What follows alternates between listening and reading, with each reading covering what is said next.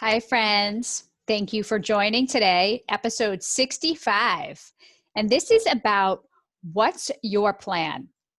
So, as you know, if you've been following me on this journey of manifestation, we have been talking about the 8 steps to manifesting your dreams, your desires, your goals, your wants, your needs, whatever you want to call them. And today we're taking a deeper dive into step 6, which is all about planning. So let us begin by taking a breath in through the nose. Exhale, release any ideas, thoughts, and feelings you have about planning and setting goals. I can relate. Inhale again, filling. Exhale, let go, release. And then one more time. Inhale, filling. Exhale, let it go. So, a long time ago, my mother gave me some very good advice.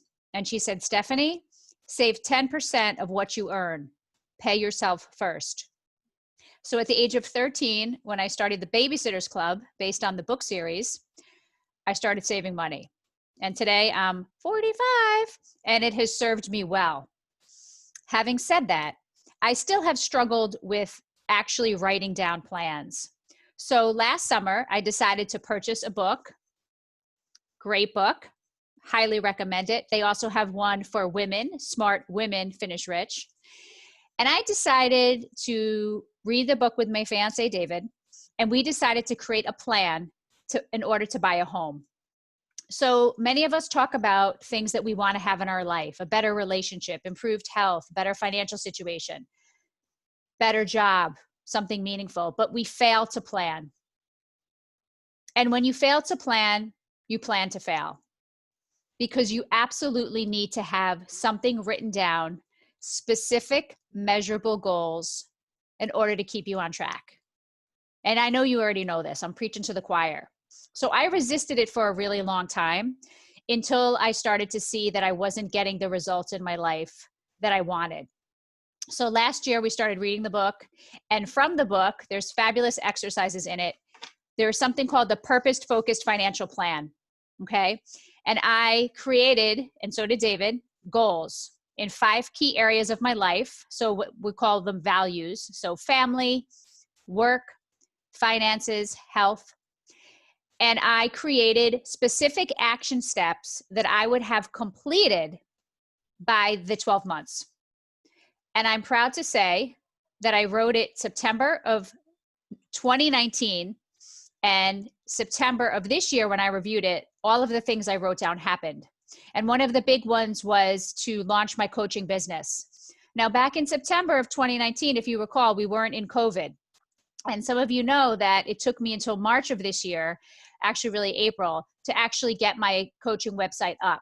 So the gift of COVID was that I was able to focus on other aspects of my work. And it was one of the goals that I was able to accomplish. So something that I want to stress to you is that when you start to create your goals, it's not about being perfect. It's about writing down what specifically you can have happen in the next 24 to 48 hours. So for example, when I was setting out on the path to create my coaching business, I knew that one of the key components was having a website. So I had to think about over the next 24 to 48 hours, the timeline for that. So it's not about building the website in 24 to 48 hours. It was about looking at the different components that I wanted to include on my website, which included things like researching other websites that maybe I liked. So what did I like? What didn't I like? And then from there, coming up with content and photos and having meetings with the web designer. So once you're able to come up with the goal, the long-term goal, you can break it down into basic steps, which we all need. So this year, I have a new purpose-focused financial plan that's going to take me to next year. So one of the key things on here for me is family and being able to really deepen and solidify my relationship with my fiance. So that means marriage, right? So stay tuned. Yes. So important. And I have always 5 areas. Again, it's based on the book, Smart Couples Finish Rich. That's how I like to have a purpose-focused financial plan. Are all the goals financial? No, but at least one of the 5 are.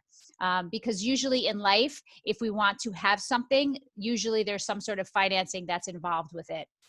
So I encourage you to get the book, read the book, do the exercises, or do however else you want to write down your goals. But you absolutely must have a plan in order to achieve the things you say you want in your life. And remember, it doesn't have to be perfect.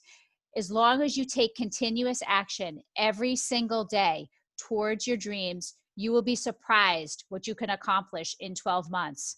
And I have to be honest with you, when I wrote this plan last year, I didn't obsess over it, but I guess intuitively I was working toward it. And I actually didn't even refer back to it.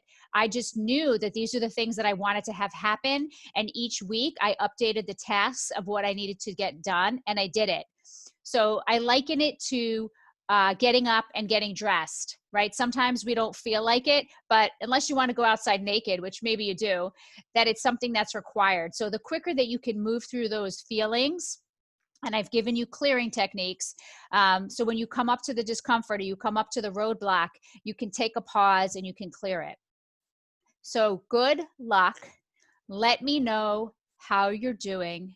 And remember, in order to make your dreams come true, you deserve the time it takes to give yourself a plan written specifically down on paper. I've done other podcast episodes on how you write goals. You can Google it, but they must be action oriented. They must be time oriented, and you must understand what it is you're going for. So like, how will you know when you have that success?